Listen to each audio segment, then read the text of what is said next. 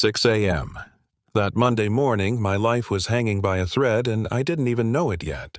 I walked out of my house, coffee still hot in my hand, ready to start the most important workday of my 30 years of farming.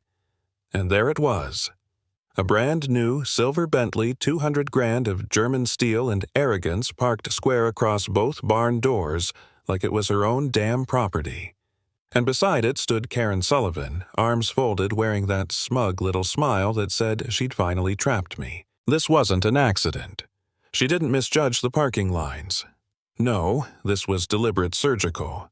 Karen was the HOA president, the self-proclaimed queen of our little neighborhood, and she knew exactly what she was doing.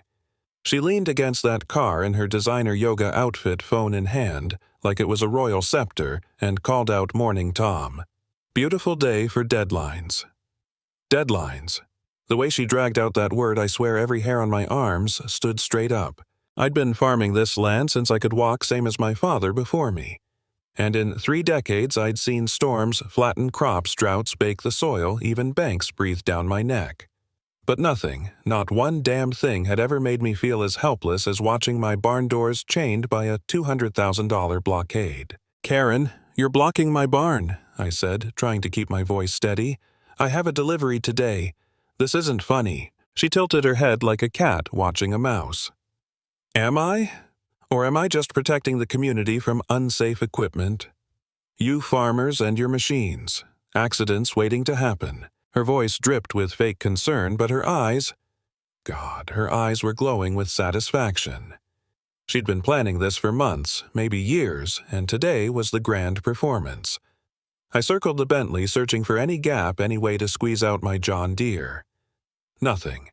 She'd parked with military precision, both barn doors sealed shut. And that's when I saw Rebecca Stone, the neighbor with the blog, walking her dog phone up, recording like always. She called over documenting safety issues Tom. "Too many accidents happen around here." Her tone made my stomach clench like she knew something was about to explode. I tried reasoning with Karen again, but she was holding something looked like a business card, hands shaking as if she was fighting herself. That was strange. Usually she was sharp, aggressive, in total control, but today she was off. Minutes later, old Pete drove by, waved, mentioned county harvest protocols. Karen's head snapped like a hawk spotting prey. Protocols. She repeated the word with venom. My blood ran cold. She knew about my schedule. Hell, she knew about things I hadn't even told my wife. Delivery at 1:45, insurance overdue. The contract that could make or break the farm, she knew all of it. Then I heard the rumble of a patrol car. Deputy Jake Miller pulled into my driveway and my heart sank.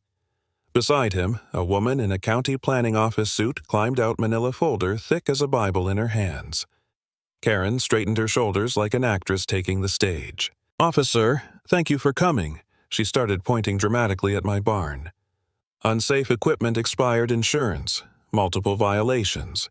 This man is a danger to the community." I tried to cut in. "Jake, I need to make a delivery by 1:45. This car's been blocking me for over an hour." Jake looked torn, but the woman opened her folder photos of my property survey maps, complaint forms stacked high. Every one of them traced back to Karen. My hands shook as I pulled out my paperwork. Insurance expired 3 months ago. Damn it, she'd timed this perfectly. And then came the knife to the gut. The woman read aloud, "Mr. Harris, 2 years ago, you sold a hydraulic valve to Daniel Sullivan. That part failed in a tractor rollover, causing his death." Karen stepped forward, venom spilling from her mouth. "You killed my son, Tom. You sold him junk and he died because of it. Today, you're going to lose everything just like I did." Her words hit me harder than any fist. I remembered that kid. Bright-eyed college student talking about farm safety systems. I'd sold him what I had in stock, told him to get it inspected, and then I forgot. That transaction had cost him his life. My chest caved in shame, burning hotter than anger. Maybe she was right. Maybe I was the careless farmer who'd destroyed a family. For a moment, I wanted to give up. Let the contract die, let the bank take the farm. 30 years of work gone. Maybe I deserved it. I felt like a bug pinned under glass, every mistake exposed, every neighbor watching. My throat closed up as I thought maybe this is how my story ends. But then Rebecca's voice cut through the air, steady and sharp. Actually, Karen, I recorded everything this morning, including the part where you admitted you planned this for months, timed it with his delivery, researched his finances. This isn't justice, it's harassment. Karen's face went pale. You wouldn't dare. Rebecca held up her phone. Public street, public conversation. Everything you said is legal evidence, and just like that, the weight shifted. Jake's eyes hardened. The planning officer's pen froze. The trap Karen built was collapsing. But she wasn't finished. No, not Karen. She climbed onto the hood of her Bentley, arms out like some martyr in a church painting, and screamed, "Go ahead. Tom, crush it.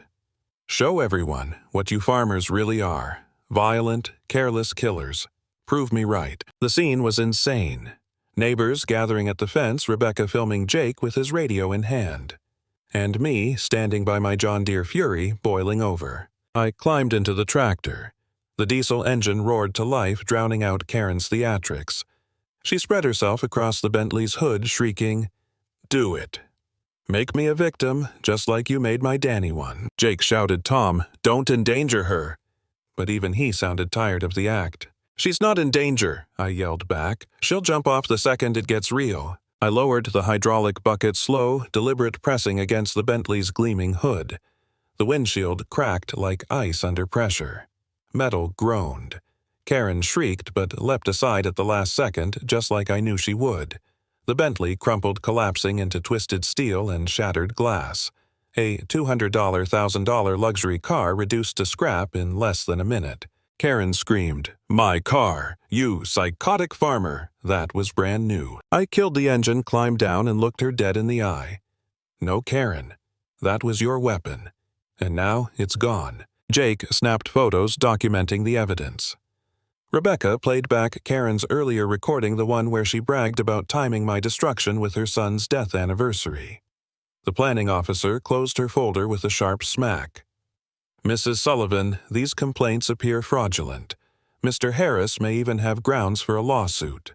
Karen staggered, eyes wide, staring at the wreckage of her car.